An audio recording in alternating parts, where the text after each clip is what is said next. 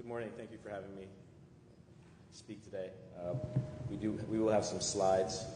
Just wanted to let you know I'm a musculoskeletal radiologist, interventional trained, so allopathic background, MD, grew up in Ohio, trained at Washington University, and developed a pain practice in Portland, Oregon. Today what I'm going to be speaking about are the interventions that we're using for pain management, so joint and spine and soft tissues. Right now, and I'll give you a little bit of background of how I came into this. I had a very standard pain practice, interventional, using a lot of cortisone and other modalities. It was very frustrating seeing patients come in. I don't use any narcotics, and we want to get these patients healthy. And it was very frustrating to see them come back over and over again, and the situation worsening with their joint disease. Progressive arthritis, worsening disc herniations. We'd give them more steroid. They would have side effects and gain weight, and they weren't getting better. And so I was looking for solutions about 7 or 8 years ago and heard about platelet-rich plasma. And I'm of any type of doctor out there. I'm a radiologist. I'm pretty black and white. I want to see that there is something going on. I was a skeptic, and it took me a long time, even after doing these therapies, to really believe what I was seeing. We started to do these therapies on ligaments and tendons. So I vetted it out. It looked like just platelets had been done in veterinary medicine, orthodontics, so it seemed like it was a safe tool.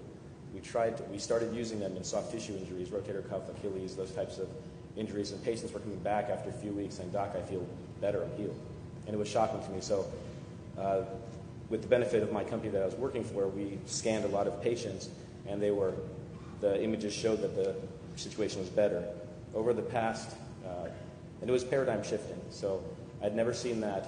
I'm going to skip through some of these, but I'd never seen that before with any other intervention. It was a change in paradigm that you could actually repair tissue with a single injection and no side effect profile. And this happened over and over, and I've treated several thousand patients over the past 8 years using this. As we started to go to different tissues, what I'm going to focus on now, especially it's a huge issue right now in our country, is low back pain and degenerative disc disease. We're seeing that this actually works for that. Now we're using more powerful tools such as bone marrow, adipose graft. We don't digest the cells, and PRP, and we're doing those in the epidural space and on discs. This was the first case I ever did on a patient who came to me, and he came specifically for sciatica. He'd had it intractable. He'd had other therapies, and on this MRI, you can see here the red circle on the top is the oldest image. He had a large extruded fragment in the disc space, and the nerve is being squashed, and he's having low back pain and sciatica. He came in and wanted PRP. I said, "I'm going to give you steroid. It's a standard of care. I'm a little bit afraid to go down that path, even though we do blood patches and put blood in the epidural space all the time." We did a couple of steroid injections. He had a couple of days of relief, so we knew the pain was coming from this. I gave him, so he came back and said, "You promised me, Doc, do the PRP." So we went ahead and did the platelets. A week later, he called me back and said, "Doc, all my sciatica is gone. I have a 1 out of 10 pain in the back." I said, "Come back and I'm going to put you on the scanner. Let's see what's happening." And so now we have hundreds of these types of studies on imaging, and we're seeing the same thing with larger disc herniations. We're actually that was just epidural. Now we're actually putting it into the disc, and we're seeing, this is a patient 40 years old, 2 young kids, chronic progressive low back pain, debilitating. Her choice was fusion. She had steroid injections, she had physical therapy, she was on narcotics, and she went to the surgeon, and we've heard the same story, that they're going to do a fusion procedure on this patient. And I think we have to be able to allow these types of therapies, which are minimally invasive, to help them. And this patient came back after 3 weeks. Her pain started to diminish. This is a 6-month before and after image, and you can see these large herniations, extrusion, lifting of the posterior longitudinal ligament. This is all gone. This was the axial. You could see the nerve being compressed. This is after you see the small annular tear. We're seeing these morphologic changes over and over. I just hired and I understand that we need guidelines and we need research.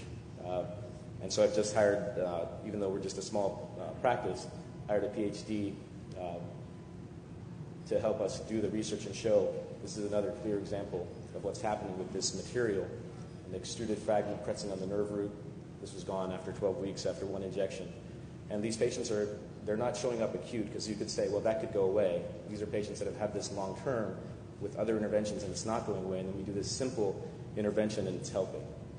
And so what I'd like to propose for the FDA to at least consider is to use autologous material and homologous material. This is not, we don't think the cells are actually changing and creating new material, but they're affecting a change long term and allowing for the healing process. Thank you for your time. Thank you.